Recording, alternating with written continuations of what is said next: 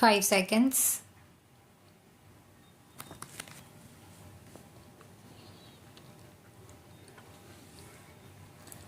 Mr. Speaker, if agricultural production has to be maximized, the greatest attention has to be given to 4 factors. First, seeds should be of the right quality fertilizers and high yielding varieties of seeds. Then, improved pesticides and water.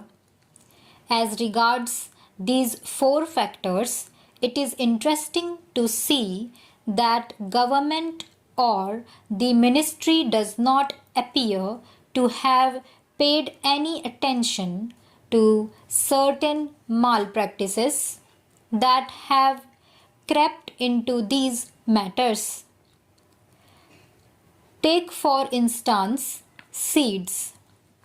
There is no mention at all of the fact that a large percentages of these so-called improved or high yielding varieties of seeds are adulterated. What steps has government taken in this regard?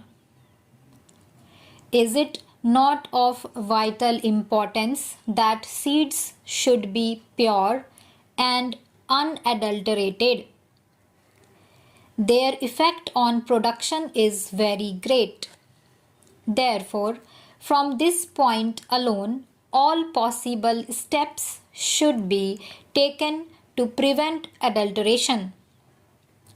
The farmer suffers because he spends money on costly seeds in order that he may get the best possible yield, but finds that the seeds are adulterated.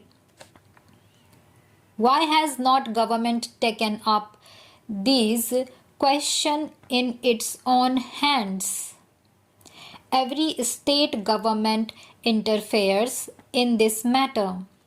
In fact, multiplication of seeds is done under the orders of the Agriculture Department in state after state, and yet when it comes to their quality control, adequate machinery does not exist. Then you come to the question of fertilizers. Again, these are of vital importance. What has happened? At one single stroke, government has doubled the prices of fertilizers and expects farmers to procure them in the required quantities, knowing fully well also that government fixes the prices of what they produce at a level which makes it impossible for the farmers to pay these high prices for fertilizers. The previous speaker referred to the Agricultural Prices Commission. The commission has fixed the price, say, of wheat at a certain level without taking into account the cost of production of the farmer.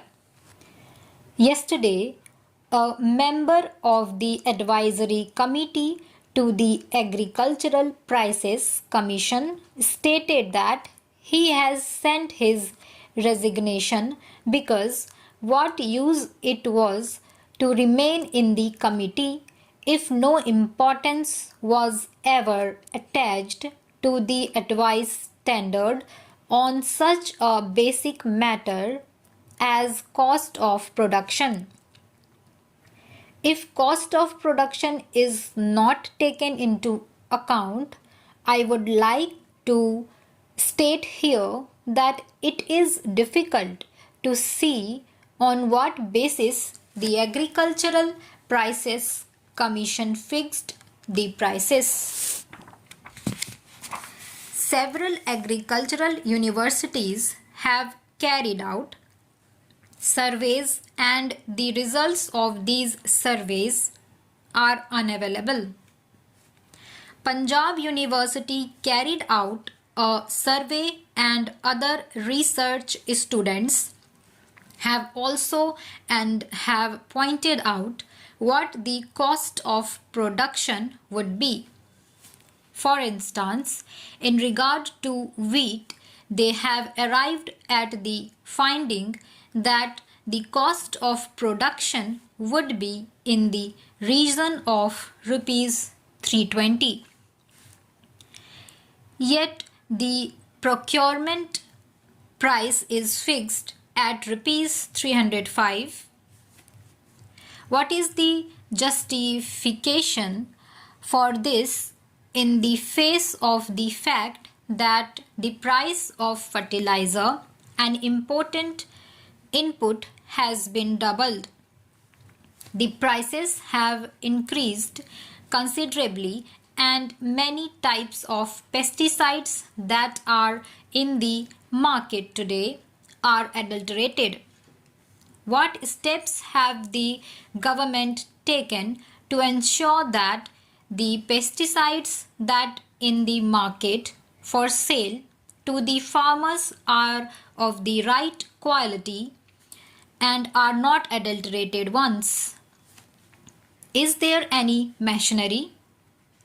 In regard to drugs, at least in name, there is a drug controller in every state to see that the drugs sold are not adulterated. In regard to pesticides, have not you set up any machinery to ensure that the pesticides are not adulterated? Last but not the least important factor for maximization of agricultural production is water. They say they have programs for increasing irrigation facilities. During the fourth plan, they wanted to bring in a considerable additional area under irrigation so that they could have assured water supply. They have similar programs in the fifth plan. Why is it that a number of these projects are not completed within the time schedule that is laid down?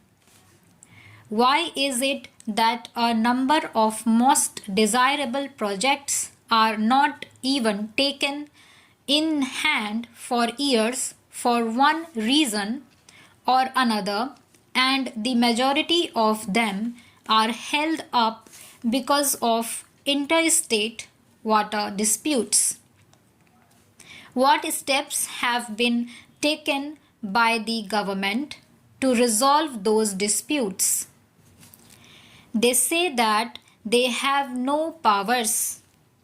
What is the good of their saying so when the ruling party is today in a position to pass any legislation that it desires, even to amend the constitution as often as it likes, and yet does not take steps to settle these issues, which would result in self-sufficiency in food grains and also in respect of many vital cash crops needed for important industries?